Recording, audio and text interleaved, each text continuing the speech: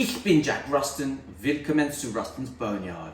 Today we are doing a new version of the double-hander, the Doppelhänder, a German double-hander. And what would go into a German double-hander? Obviously wurst, and obviously sauerkraut. Now, one of the reasons I haven't done this up till now, I've been wanting to do it, but I couldn't find bratwurst that I thought really were the sort of thing that we'd want to be eating. They're all so full of preservatives and sugars and all kinds of nasty gunk.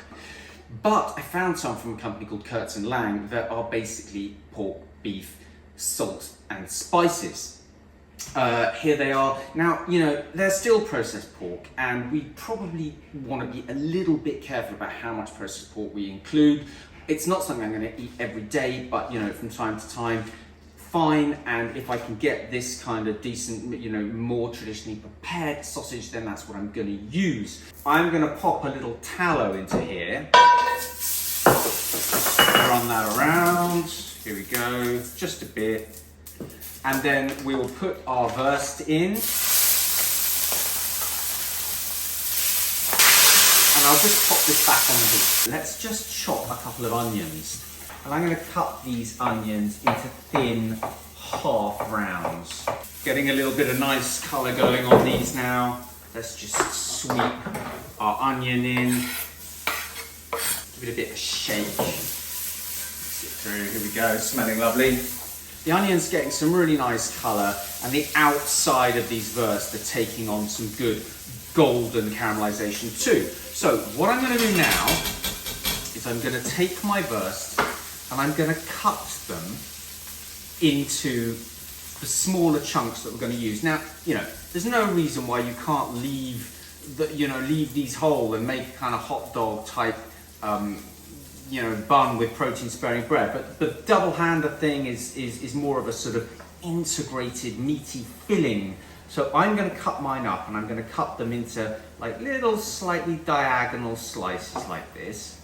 I'll pop it in, and then what we're going to do is we're going to take some sauerkraut, and this is just from a you know, an organic plain sauerkraut, and just spread it around over the top like this.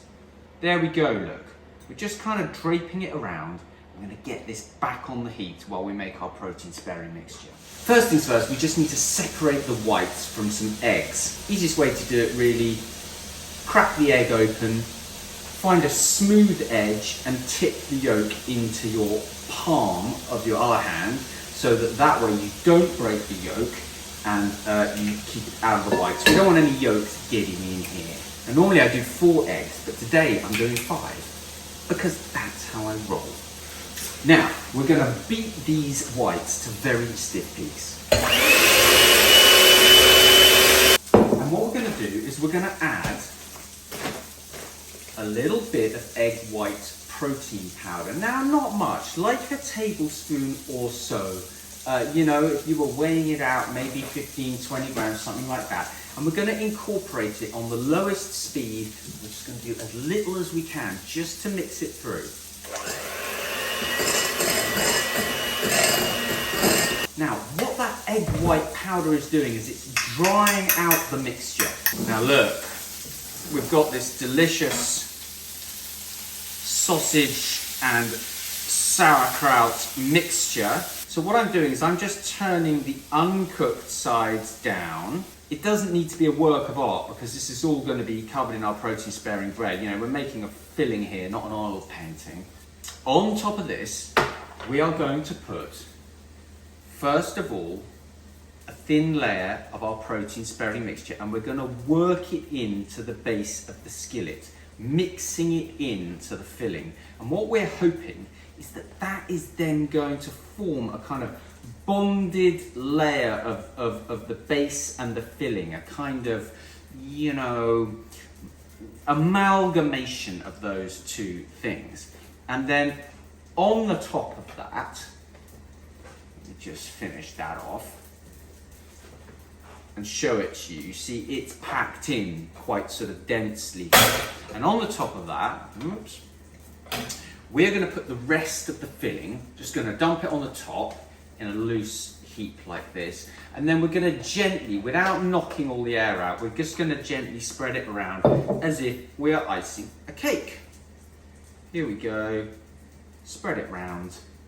Now, here's a little tip. I didn't put any salt into the mixture for this, which I normally would be putting tons of salt into these kinds of mixtures, but with a sausage that's preserved with salt, it's gonna be salty. Sauerkraut, it's pickled in salt, it's fermented in salt water, it's gonna be salty.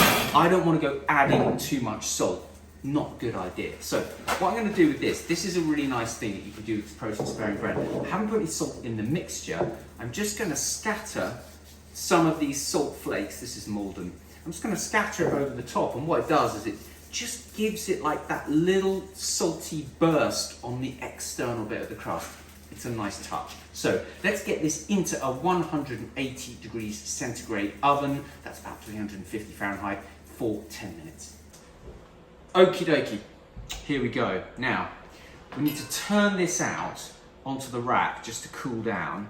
And what you normally find is that it's just started to separate around the edges, and you can just use a spatula just to kind of pull it away slightly there.